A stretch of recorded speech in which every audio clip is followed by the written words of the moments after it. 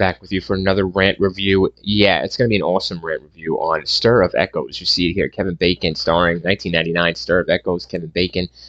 Guys, this movie surprised me, no doubt. Released in 1999. Saw it, I believe, in the year 2000, early 2000 or something like that, but then saw it multiple times on TV, of course, and multiple times whenever it comes on because it's a great movie. It's just like that. Even if you figure out the twist, spoilers ahead, guys, you know my fucking rants. Even if you figure out the twist, you watch the movie once, you figure everything out, you still want to see it again. It's just great acting by Bacon, a great story, a great supporting cast, and just a great film. It's too bad it was dogged or underdogged by, a lot of other films previous to the year or of that year. It dug this movie underneath a bunch of pile of dirt of movies that were good, of course, but this movie is very good, and it cost 12 million to make. It only came out with 21 million due to the other movies that it was released with that year. But I'm telling you, Kevin Bacon does amazing in this film, and the story is great. I love it.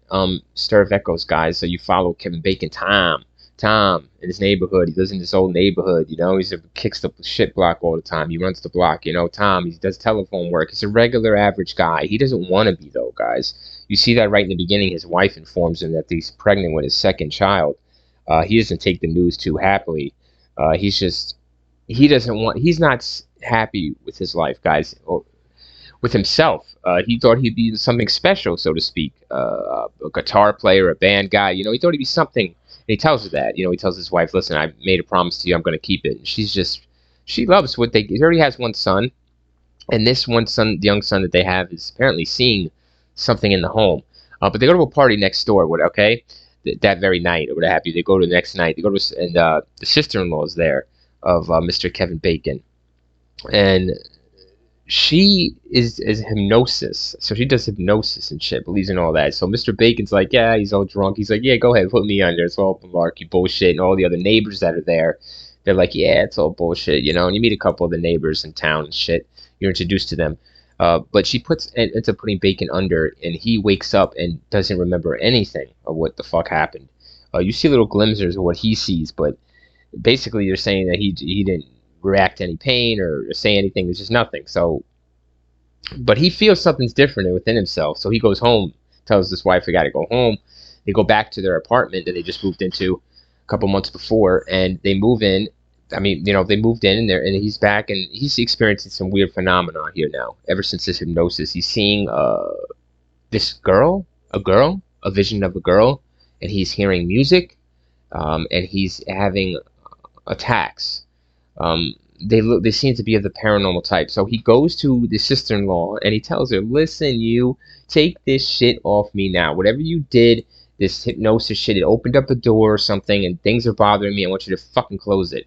So she goes to close it, but it's not closed. What happens is he's even further implicated into the situation by what is seen here, which is the word dig. So he is convinced, this second bout of hypnosis, that he is to dig, to get rid of this thing that is haunting him or stalking him and teasing him, and wow, that he's seeing. So what he does, guys, is you saw the picture. He starts to dig, and he digs. He starts right at his house. He starts in his backyard, and he starts digging holes and shit. And his kid's with him, and they're digging holes. The wife's like, "This is fucking nuts."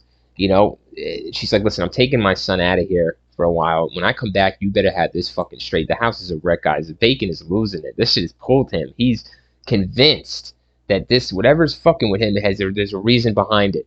So he's convinced to dig, and that's it. And drink a lot of orange juice. He's very thirsty, this man. Because of all the energy that's being sucked out of him, of course. But anyways, he's digging, so he's like, no, don't worry, I'll clean this all up. And the next door neighbor that owns the apartment that he just moved in is hearing all this ruckus, and he's like, what the fuck? But he doesn't check up on there just yet. But so Mr. Bacon's like, there's a problem with the hose, so he goes into his basement to fix the water leak. But actually, what he figures out is that he should be digging maybe in the basement.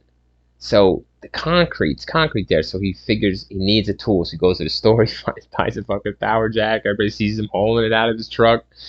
And then, the next door neighbors are hearing all this jackhammering going on. And, man, he's jackhammering the shit out of his basement, guys. And it's so good, the intensity in Bacon. And he really wants to figure this out, why this is all happening to him. And, in the meantime, like I said, the mother brings the young son to somewhere else, but he wants to go. He doesn't want to go home. She's like, listen, we're gonna go home now. But he's like, no, the feathers or something. He's saying something about feathers or something. Anyways, she's like, what? She's like, come on, we're going. She's like, keep him here with the sister-in-law while I go check on my husband, Mr. Bacon. So the wife gets in the car and she goes off alone to check on Mr. Bacon.